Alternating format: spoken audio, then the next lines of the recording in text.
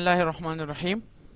السلام علیکم ویورز، میں ہوں آپ کا انسٹرکٹر محمد ذاکر، اور آپ کا محمد ذاکر افریدی آفیشل کے انگلش لرننگ کورس میں خوش آمدید۔ آج کا ہمارا لیسن نمبر 4 جو کہ سبجیکٹ کے حوالے سے ہے۔ آج کی اس کلاس میں ہم سبجیکٹ کو واضح طور پر سمجھیں گے۔ پچھلی کلاس میں لیسن نمبر 1 میں ہم نے سبجیکٹ، ورب اور آبجیکٹ کی ڈیفینیشن کے بارے میں پڑھا تھا، اور آج کی اس کلاس میں ہم سبجیکٹ کی ڈیفینیشن کے ساتھ ساتھ اس کو مکمل طور پر پڑھیں گے۔ تو شروع کرتے ہیں اپنی کلاس۔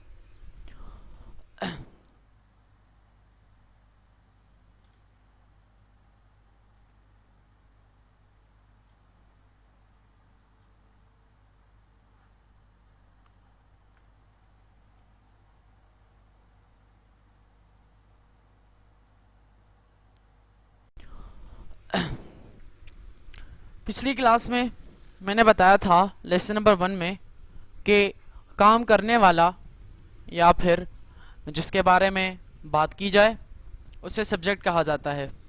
کام کرنے والا یا پھر جس کے بارے میں بات کی جائے اسے سبجیکٹ کہا جاتا ہے، اور اس کو سمجھانے کے لیے کچھ ایگزامپلز دی گئی تھیں آپ کو۔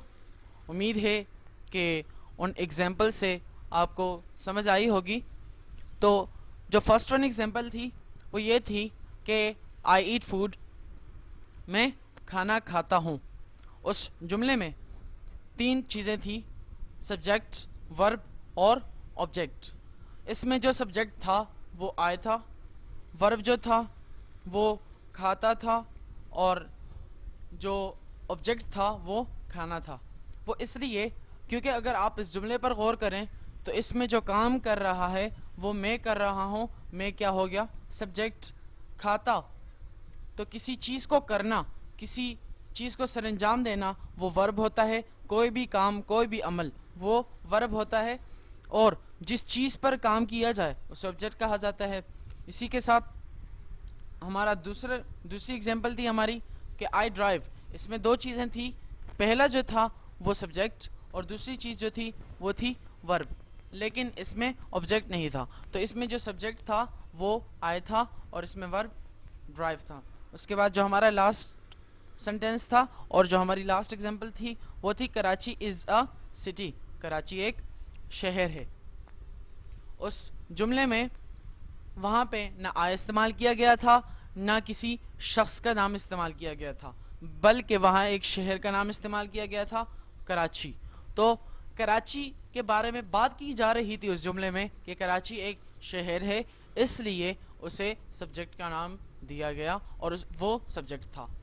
تو آگے بڑھتے ہیں۔ سبجیکٹ کو 2 فیملیز اور 3 پرسنز میں تقسیم کیا گیا ہے۔ سبجیکٹ کو 2 فیملیز اور 3 پرسنز میں تقسیم کیا گیا ہے۔ پہلے فیملی پڑھتے ہیں۔